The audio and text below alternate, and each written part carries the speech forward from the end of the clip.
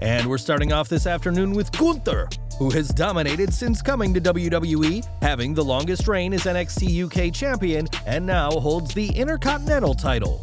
Gunther has beaten several opponents so far in his WWE career, but one name of note is on the Ring General's hit list. When asked by Witty Whittier if he has a list of desired opponents, Gunther gave just one name: Roman Reigns. The Tribal Chief has been Universal Champion for 719 days now and has held the undisputed WWE Universal Championship since dethroning Brock Lesnar at WrestleMania. At Clash of the Castle, Reigns will put his title on the line against Drew McIntyre, but regardless of the result, Gunther is waiting for his own shot at the head of the table. In late 2020, WWE brought in a ban on third-party deals, with several superstars having to shut down or change their Twitch accounts. While some accounts remained, it became policy that WWE would take control of the accounts, but now that has been changed. On Twitter, SmackDown's Drew Gulak told his followers that he is back on Twitch and thanked Papa H for making this happen. Papa H, of course, is Triple H, though when asked, Gulak said he believes that WWE's policy hasn't changed, though questioned the accuracy of some reports into the third-party deal ban. WWE's ban on deals was met with a lot of hostility 2 years ago, and it was just minutes after Zelina Vega, a regular Twitch streamer, tweeted that she supported unionization that the former tag champion was released. 8 months later, Vega was rehired by WWE, and now it looks like fans will get to see her and the rest of the WWE roster back on Twitch. Now, 2022 has been a huge year for Liv Morgan, who kicked off the year challenging for the Raw Women's title and would later win Money in the Bank and the SmackDown Women's title in July. Morgan has so far dispatched of her challengers for the title, but things got extra personal with Shotzi on social media. Shotzi and Morgan were having a pretty standard back and forth on Twitter, taking digs at each other, but the green-haired grappler took things to the next level. After Morgan said she bought Shotzi a present, a copy of the book, The Insecure Girl's Handbook, Shotzi fired back, asking if Morgan read that after she got Ruby Soho fired. It was certainly a line that those following the Twitter spat weren't expecting, as the former Ruby Riott has found a new home in AEW. Morgan and Soho were extremely close, and the latter's WWE release in June 2021 must have been tough for Morgan, but the one remaining green-haired wrestler on SmackDown doesn't have any love for the women's champion.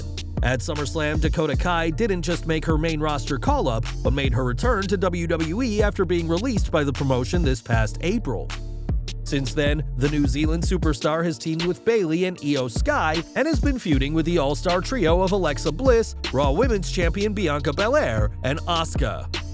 Appearing on The Bump this week, Bliss spoke about Kai, saying that she was once like her, so knows exactly how to beat the two-time NXT Women's Tag Team Champion. This caught the attention of Bayley, who furiously responded on Twitter that Bliss has never been like Dakota Kai and never been like Io Sky, though the, quote, WWE Idiotverse will probably agree with Bliss. The two teams will come to a head at WWE Clash at the Castle, and we'll have to see if Alexa's alleged strategy to beat Kai and her teammates pays off. Over to AEW now, as with reports of CM Punk being difficult behind the scenes and reportedly close to quitting the company, things are pretty tense right now behind the scenes. That's perhaps why Dax Harwood took to Twitter to lighten the mood with some jokes about the AEW World Champion. When a fan shared their art of FTR lifting Punk up moments after the latter's world title win, Harwood responded saying that Punk had bullied him into celebrating with him.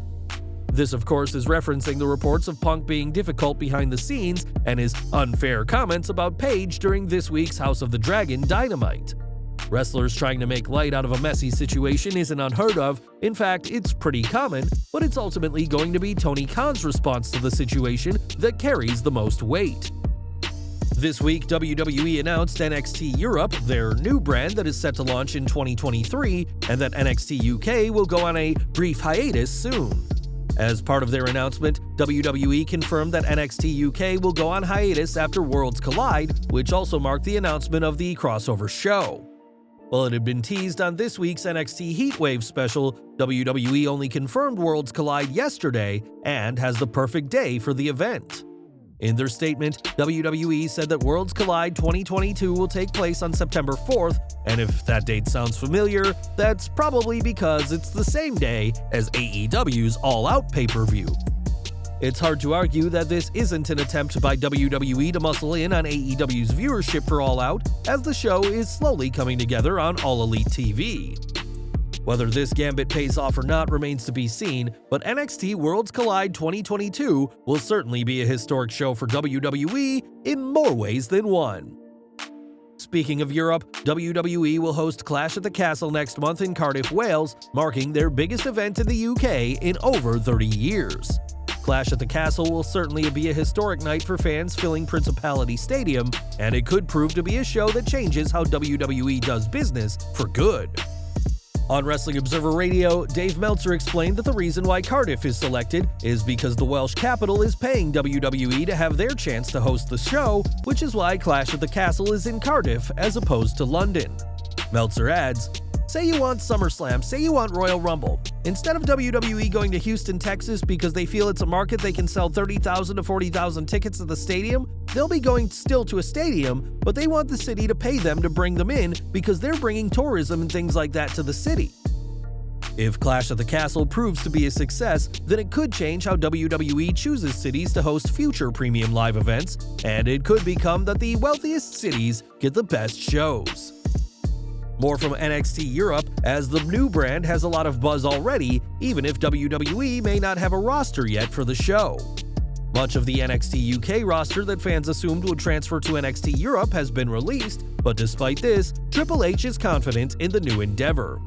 On Twitter, The Game expressed his excitement over the growth of NXT to include all of Europe, saying that the brand will bring in diversity and opportunity to in-ring competition.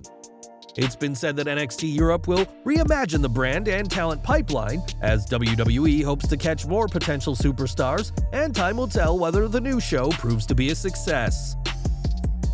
Former WWE superstar and Backstage personality Road Dogg, real name Brian James, recently revealed that he got into an argument with former CEO Vince McMahon over AJ Styles. Brian spent a few years in TNA Wrestling, now Impact, in the 2010s, where he worked with Styles a few times. When he returned to WWE as a writer and producer a few years later, he was one of the advocates for signing AJ to WWE. On the latest episode of the Wrestling Outlaws podcast on Sportskeeda Wrestling's YouTube channel, Road Dogg said that he got into a huge argument with McMahon over the signing of the former WWE champion. "I literally fought for him to get hired there. I had known of him, I knew everything about him, I'd seen his career in TNA. A lot of times Vince is in that WWE bubble and doesn't know about these guys. So I knew what AJ was capable of and what he brought to the table. So one of the first big arguments me and Vince got in was over AJ Styles. Vince didn't see or know what to think, and I pushed a little too hard trying to say that he was over." After his TNA release, the Phenomenal One made his way to New Japan Pro Wrestling. In Japan, he became the leader of the infamous Bullet Club, won the IWGP World Championship, and wrestled in classic matches with the likes of Kazuchika Okada and Shinsuke Nakamura. After his escapades overseas, AJ made his WWE debut in the 2016 Royal Rumble match. Since then, he's become a Triple Crown and Grand Slam champion, as well as one of the top stars in WWE. With an impressive portfolio at the biggest WWE event of the year, it's certain that despite his age, Styles has a few more great WrestleMania matches up his sleeve. Well guys, that's our news for today. Please share your comments below. Also hit the like button, subscribe to our channel, and hit the bell icon to receive all notifications. And as always, thanks for watching.